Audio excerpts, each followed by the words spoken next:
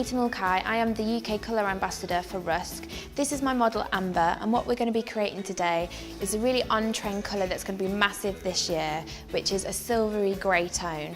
Amber's got the perfect base colour for this, as it's a pre-lightened blonde, so the cleaner the blonde, the better the result's going to be. So you're really hoping to achieve this look on your ultimate light blondes. So I've pre-washed Amber's hair with Hydrate shampoo, which is great for porous, over-processed and slightly dry hair. The reason I work on damp hair is because I feel that the product just applies better. So the great thing with Direct is that there's no mixing involved. It's literally straight from the tube. You can pastelise the Direct colours down by adding conditioner, but I do want this to be as intense as possible and as ash as possible. I'm going to be using Icy White from the RUSK Direct range. So literally no mixing required, just mixing it straight from the tube. Obviously the amount that you will need will depend on the amount of the length of hair, but you can always go back to add more. But for this short sort of hairstyle, I'm just using just over a quarter of a tube. So this is Icy White, but it does actually come out quite a vivid blue colour. Obviously the reason behind that is it's anti-yellow, so obviously ash-based colours are very blue-based, but please reassure your client that your hair's not going to come out blue. It is Icy White. So whenever using anything from the Direct range, always make sure that you're wearing gloves. The tones are quite vivid in the range, so you don't want stained hands when you're working in the salon. So I'm going to start applying the colour just as I would a root tint. So I'm going to start working around the hairline, but when I'm applying it, I'm literally going to almost use like brush strokes as I'm applying it so that the colour really bleeds through to the hair. So as you're applying it, make sure there's plenty on your brush and you're really sort of pushing that colour through. So I'm going to continue to do that all around the hairline.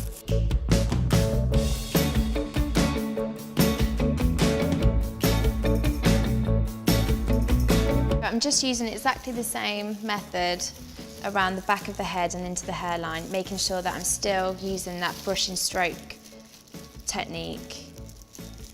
And then once all around the hairline's completed, I'm then going to just work a centre parting and divide the hair into two. Continuing that all the way through to the back. So again, really pushing that colour through from the root, pushing it into the midpoints of the lengths. So now I'm just dividing into 4 quarters. So again, just dividing the front section from the back and applying exactly in the same way. Right in at the root and pushing into the ends.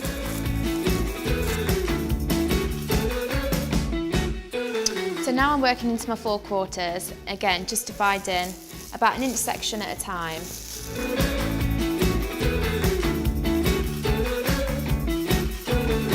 I'm just going to repeat that process in every quarter so you can see the amount of blonde that I've left out. It's always a good idea just to kind of rake through with your wide tooth comb, just so you're making sure that you've got an even amount of blend. And then we'll let that sit on the hair for about 20 minutes, and then we're going to apply the rest of the colour through the ends. And what that will give you is a slightly more muted version of the tone on the lighter points at the end. I'm just going to literally use my hands to pull all the remainder of that colour through to the mid-lengths and ends. So what that's allowing me to do is have less processing time on the ends, allowing the colour to be slightly deeper and more intense at the root and more muted through the mid-lengths and ends. So once that's pulled all the way through, that'll be left on for a further 5 minutes. So we've now rinsed Amber's colour. I've used the Hydrating shampoo and conditioner, which is for slightly dry and damaged hair that's been treated with a chemical process. So it helps to replenish all the moisture that was lost in the hair. And yep, we're just going to start drying and styling it up.